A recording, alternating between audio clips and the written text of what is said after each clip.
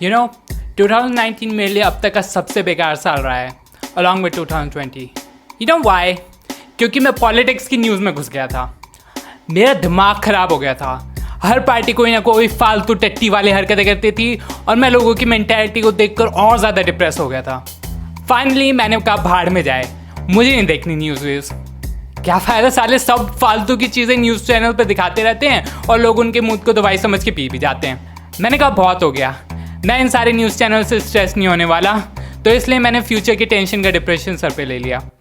But इसका मतलब ये नहीं कि मैं बिल्कुल भी न्यूज़ नहीं देखता था, बस इंपॉर्टेंट चीज़ें देखता था और उस न्यूज़ को फॉलो करता था जो इंपॉर्टेंट लगे। जैसे कोरोना वायरस का हाल क्या चल रहा है, गवर्नमेंट ने क्या स्टेप्स लिए हैं, सिल जामनर ने कहाँ आ गया इस बार, एक्सेट्रा। अब कोई चीज़ें तो तुम्हें पता ही चल जाती है, चाहे तुम्हें अपने आप को एक महीने तक अपने घर में बंद करके रखो, चाहे फुल स्टोरी ना पता चले मगर कुछ ना कुछ तो पता ही चल जाता है। जैसे इरफान खान की डेथ, कंगना का ऑफिस और सुशांत का suicide. Rest in peace to all of them.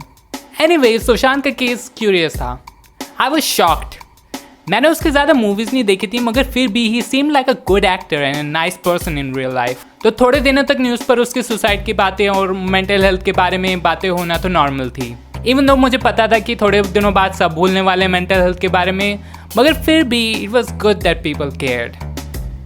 Bye the way, people who say ये बंदा तो बहुत खुश लगता था, इसने कैसे सुसाइड कर लिया, probably don't even know how a person behaves when he has negative thoughts.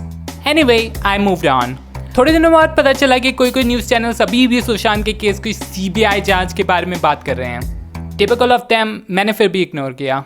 फिर बाद में मैं क्या देखता हूँ कि अब नैरेटिव ड्रग्स की तरफ चला गया है। I was confused.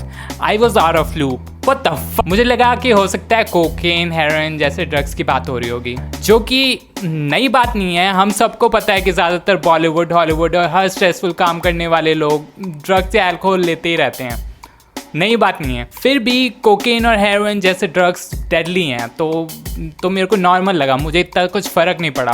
बाद में पता चला साले मैरिजुआना और CBD ऑयल के पीछे पड़े हुए हैं। फॉर कॉन्टेक्स्ट, मैरिजुआना और CBD ऑयल कनाडा और कुछ USA की स्टेट्स में कंज्यूम करना लीगल है और मेडिसिन की तरह भी यूज़ किया जाता है वहाँ पर। नाउ मुझे पता है कि थोड़े से लॉ अबाइडिंग सिटीजन बोलेंगे कि इंडिया में तो वीड इलीगल है ना, तो बॉलीवुड की माँ की। ओके, फर्स्ट, क्या तुम्हें पता है कि इंडिया में वीड इलीगल क्यों है? क्या अजीब नहीं लगता कि हिंदू रिलीजन के लोग जिनके हिसाब से वीड का कंजम्पशन खुद शिव करते थे, अब वीड के नाम से डरते हैं क्योंकि शिव भगवान थे? और शट अप। एक्चुअली इंडिया में वीड इलीगल था ही नहीं पहले कभी। इंडिया US को अपना एलाई बनाना चाहता था पहले, और जिस तरह से पुराने ब्रिटिशर्स ने कॉलोनाइज करके इंडिया को होमोफोबिक बना दिया था, उसी तरह US जो पहले वीड को क्राइम से एसोसिएट करता था, maybe because we'd came to them through African Americans, India का एलाई बनने के लिए तैयार हो गया, मगर सिर्फ एक शर्त पर कि इंडिया अपने ड्रग्स के लॉ स्ट्रिक्ट कर दे। फिर क्या, भांग को छोड़कर सारी चीज़ें इलीगल कर दी। भांग भी क्यों छोड़ा, वो भी कर देते। वीड कोई बहुत ही ज़्यादा बुरी चीज़ नहीं है, ऑब्वियसली कोई बहुत अच्छी चीज़ भी नहीं है, पर एटलीस्ट वो अल्कोहल और टबैको से बहुत ज़्यादा सेफ है, क्योंकि वीड से मरने का रिस्क बहुत ही कम है, जबकि अल्कोहल और टबैको रिलेटेड डेथ तुम्हें पता ही है। जहाँ तक रही लॉ को मानने वाली बात, USA की ऑलमोस्ट सारी स्टेट्स ने खुद वीड को लीगलाइज कर रखा है, तो अब हम क्यों इस लॉ को अपने सर पर लेके खड़े हुए हैं? इन कंक्लूजन, मीडिया बहुत ही ज़्यादा फालतूपंती करने लगी है आजकल। मैं तो पहले वो गाय को UFO उठाकर ले जाने वाली न्यूज़ पर हंसता था, मगर इन न्यूज़ के सामने तो वो कुछ भी नहीं है। लोग, मुझे नहीं पता कि ये बॉलीवुड सेलिब्रिटीज़ रियल लाइफ में कैसे हैं। Frankly I don't want to know. Plus मैं इतनी बॉलीवुड मूवीज़ देखता भी नहीं वैसे, बट स्टिल खुद सोच के देखो कि उनकी मेंटल हेल्थ पर कैसा असर होता होगा जब घंटों तक पुलिस उनकी फालतू में पूछताछ करे और उन्हें हर जगह बिना मतलब की गालियाँ भी पड़े।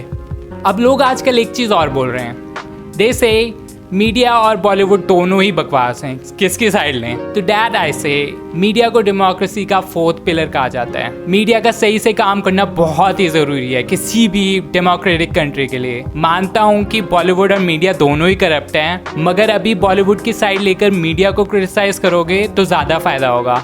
बाद में अगर बॉलीवुड कुछ ज़्यादा ही फालतूपंती करे तो उन्हें भी क्रिटिसाइज़ कर देना, किसी ने रोका थोड़ी है।